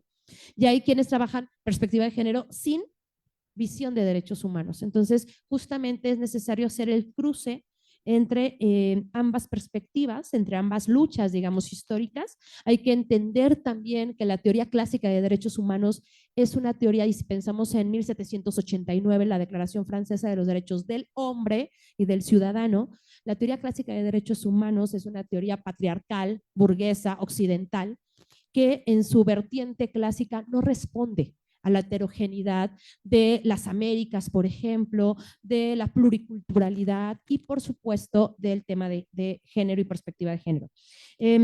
¿Cómo acercarse a las instituciones, Ayari? Yo creo que esa es es la pregunta de los 80,000, porque estaba justo pensando ahora mismo que te escuchaba, es que tenemos un problema, porque el Estado es protector y agresor. Hay una paradoja. Porque es el Estado quien desaparece, viola, agentes del Estado quienes violan derechos, cometen violencia, revictimizan, son omisos y al ser omiso viola derechos humanos, pero también es el propio Estado a través de autónomos como ombudsperson o a través de fiscalías especializadas en violencia de género, que también es autónomo, o bueno, se han extinguido algunas instancias que estaban en el tema específico de violencia, en el gobierno federal, por ejemplo, pero es el mismo Estado quien es agresor y quien es protector. Y entonces, claro, si tú le dices a alguien, ve a denunciar, voy a perder muchísimo tiempo, me van a revictimizar, me van a preguntar mis antecedentes sexuales, me van a culpabilizar a mí de los hechos de violencia que sufrí y seguramente no tengo un sentido. Entonces, creo que es un esfuerzo. Yo anoté como unas ideas en lo que te escuchaba y decía, a ver, primero hay miedo a represalias. Lo vemos, por ejemplo, en la universidad.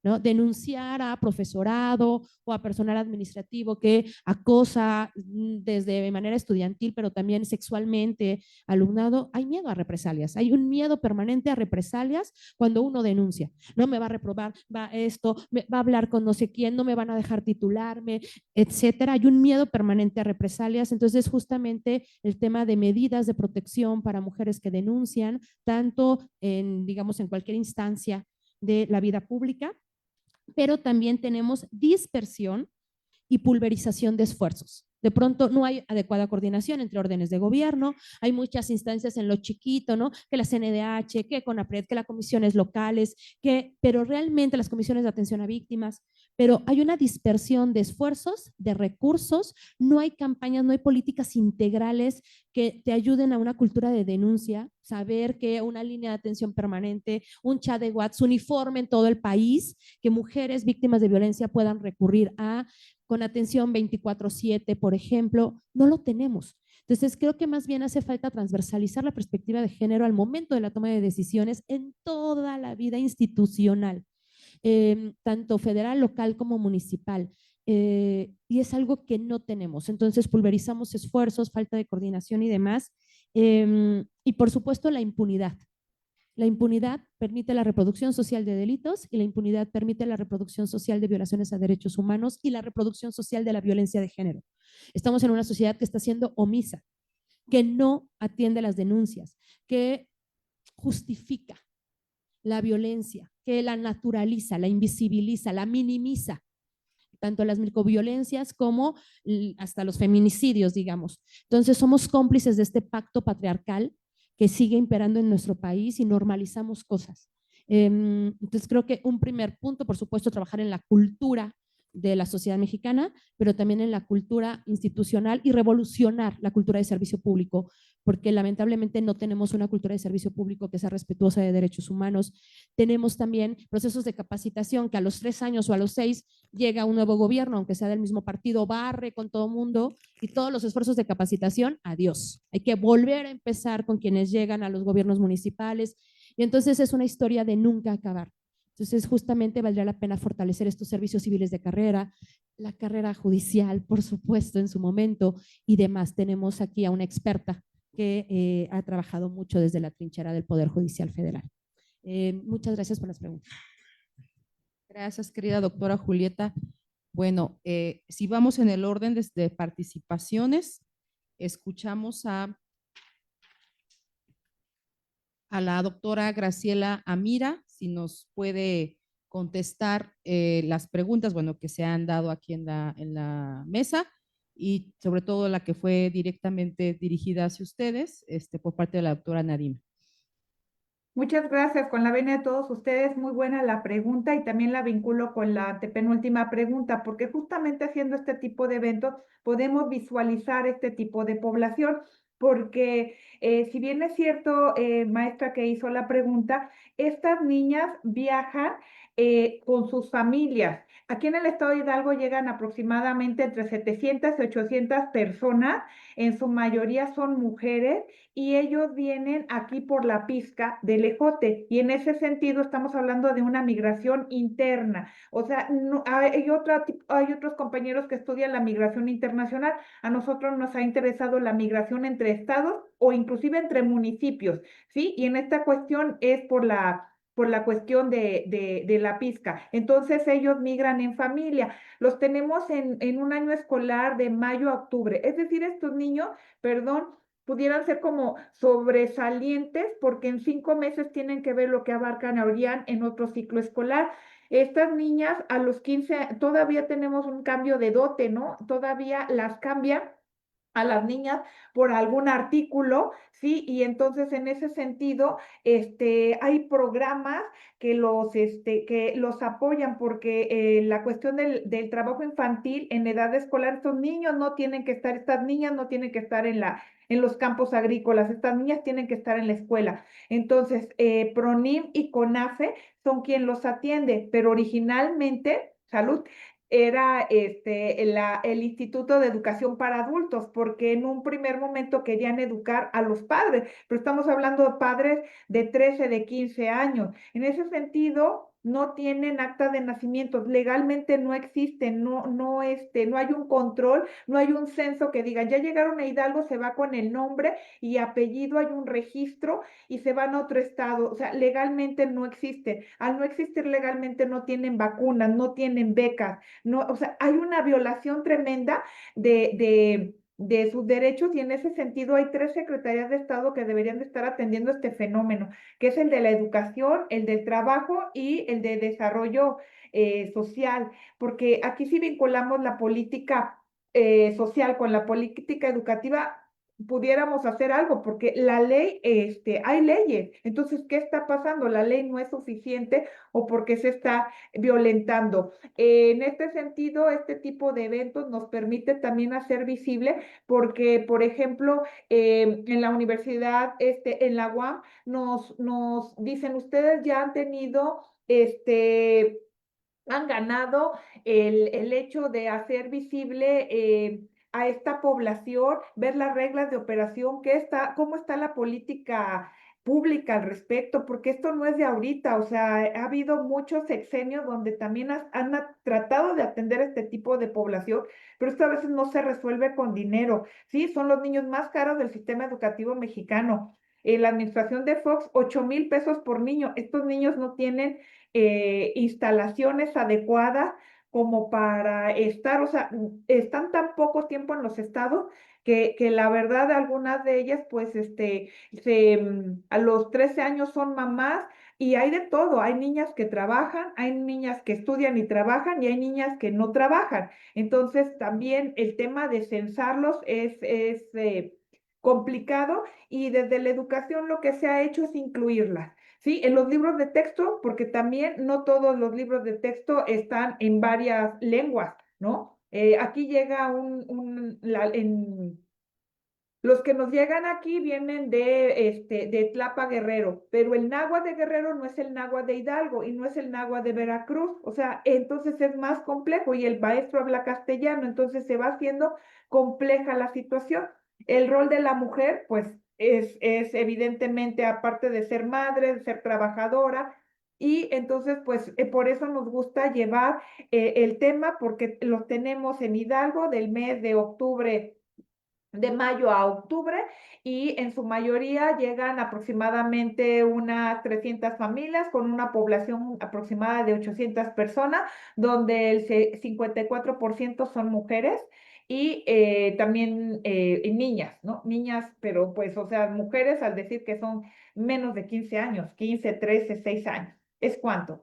Con respecto a lo que preguntaba de la edad, migran en familia, no llegan sola, pero imagínense, te equivocas de camioneta y ya terminaste en San Quintín y tú ibas para Oaxaca, ¿no? Entonces, imagínense el tema tan grave de que hay una desintegración familiar, no hablan el idioma y no hay albergues en todas las capitales o en todos los estados. No sé si conteste la pregunta.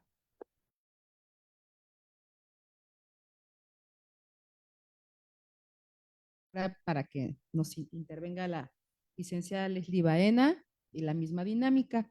Por favor, les pediría nada más si pueden ser no más de 3 minutitos para que podamos terminar en tiempo la mesa. Sí, Gracias. claro.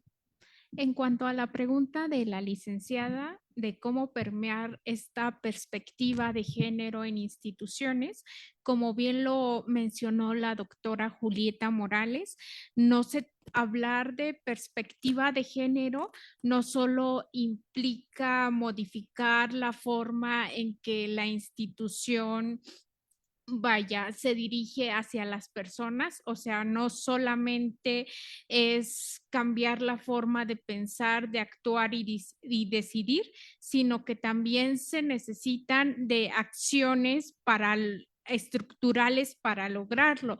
Si bien esta capacitación obligatoria, continuas, se puede lograr a través de capacitaciones obligatorias, continuas y con evaluaciones.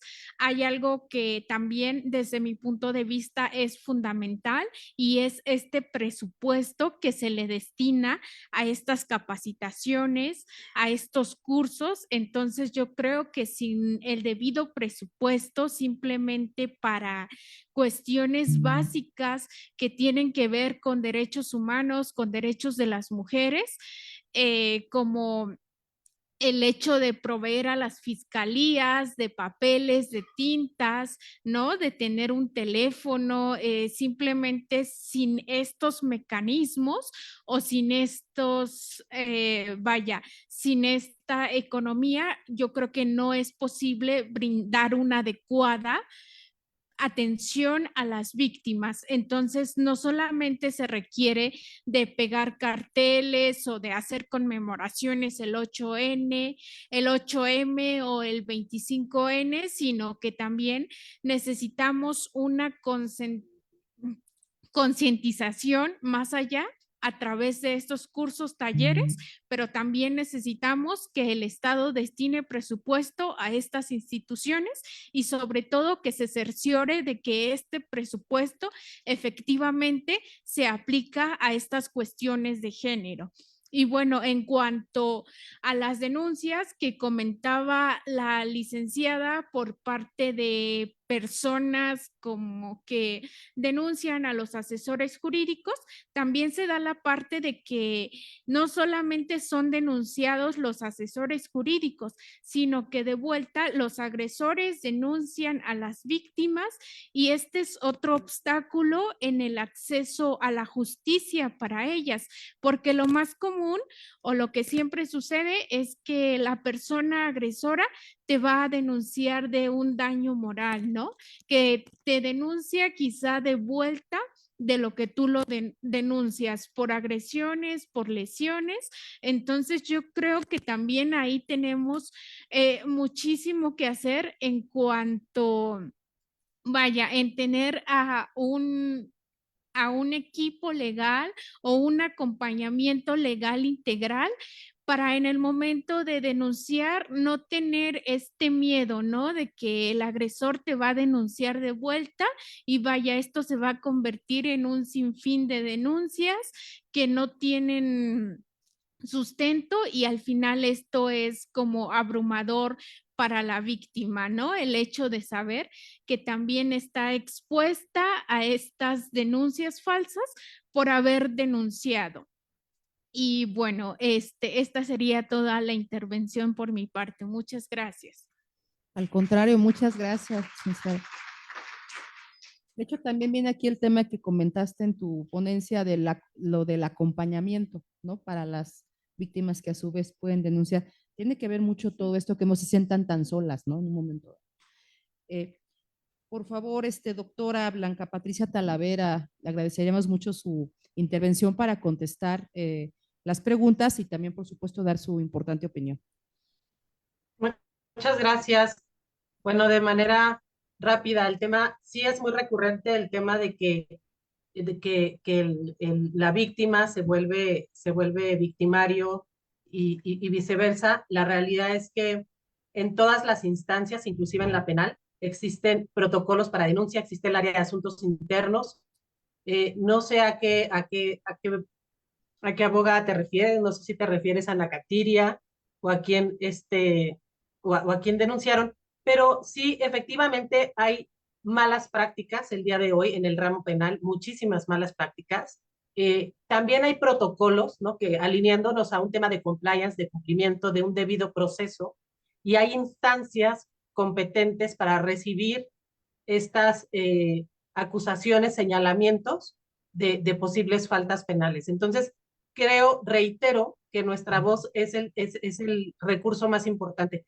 Y no garantizo que exista justicia cuando alzamos la voz. Por eso marchamos y gritamos el 25N y el 8M y seguimos sin justicia, pero también hay mucha sororidad el día de hoy por parte de la ciudadanía organizada. Hay varios colectivos de diferentes temáticas en donde nos podemos arropar para generar esta fuerza que se requiere para mover el engranaje del sistema y darle esta lucha a los temas de corrupción, ¿no? Y de poder y manipulación. También a través del Tribunal de Disciplina Judicial, les platico a Guadalupe, estamos desarrollando un protocolo. Este tema de las carpetas falsas, de investigación falsas en contra de las mujeres que se judicializan en menos de 24 horas y las carpetas y procesos penales que no se judicializan en 30 años en contra de los hombres. Bueno, pues en este tema vinculado a la violencia vicaria estamos trabajando para el próximo año podamos tener un protocolo de atención a los casos de violencia vicaria cuyo ingrediente esencial es la fabricación de expedientes, ¿no? En contra de las mujeres.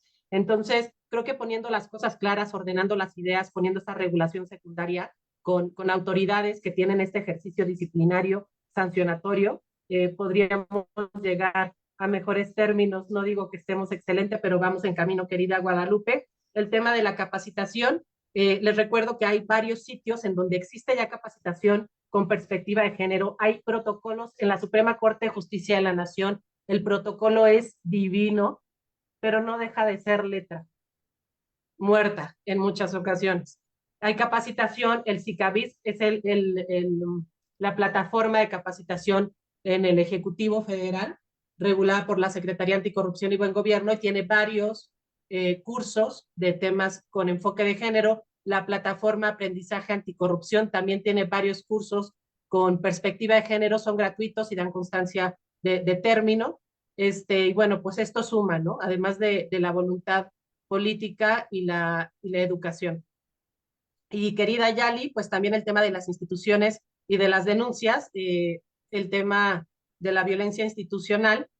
Justamente el próximo año 2026, a través del Sistema Nacional Anticorrupción, es una de las facultades en la Ley General, se van a homologar, digamos, estos formatos de denuncia para facilitarle a la persona. Al día de hoy, ser víctima requiere muchísima información, porque como les platicaba, con 7,000 canales de denuncia, ¿no? En los 3 poderes de gobierno, en los 3 órdenes de gobierno, poderes de la Unión, es complicado saber qué puerta tocar para pedir auxilio y más en un tema de seguridad. Por ello se van a homologar estos formatos para que a través de la plataforma digital nacional, en particular el Sistema 5, que hoy está en pruebas de pilotaje, en 2026 se lanzará para que cualquier persona que vea vulnerados derechos respecto a corrupción, discriminación, pueda ejercer una denuncia en un canal único y darle el seguimiento debido y que no tenga que hacer esta extenuante investigación que muchas de las ocasiones pues termina cansándonos más que la propia denuncia y no denunciamos actos de violencia o corrupción. Es cuanto, querida doctora. Muchísimas gracias y un gusto. Al contrario, muchísimas gracias. Y bueno, para concluir esta muy interesante mesa, hago presente a cada una de las participantes, por supuesto, su reconocimiento, cada una con sus respectivas ponencias por participar en esta mesa número 2, violencia institucional, revictimización y obstáculos en el acceso a la justicia, en el Seminario Nacional Justicia para las Mujeres, desafíos y avances para el acceso a la justicia de mujeres y niñas. Y para cada una, por supuesto, con su respectivo nombre, la Federación Mexicana de Universitarias otorga el presente reconocimiento también por parte de la Facultad de Derecho de la UNAM por sus respectivas ponencias. El día de hoy, 25 de noviembre de 2025, firmado cada uno de sus reconocimientos por la doctora Patricia Galeana, aquí presente, presidenta fundadora de la Federación Mexicana de Universitarias, y por la doctora Mirilla Feingold, presidenta ejecutiva de la Federación Mexicana de Universitarias. Y yo les agradezco a todos, todas, mucho su presencia. Y bueno, pues por favor continúen viendo este importante seminario. Mañana continuamos, reanudamos actividades. Pueden ver ya el temario en las redes sociales y les esperamos mañana con mucho gusto y buenas noches a todos, todas. Muchas gracias. Buenas noches. Gracias. Buenas noches, gracias.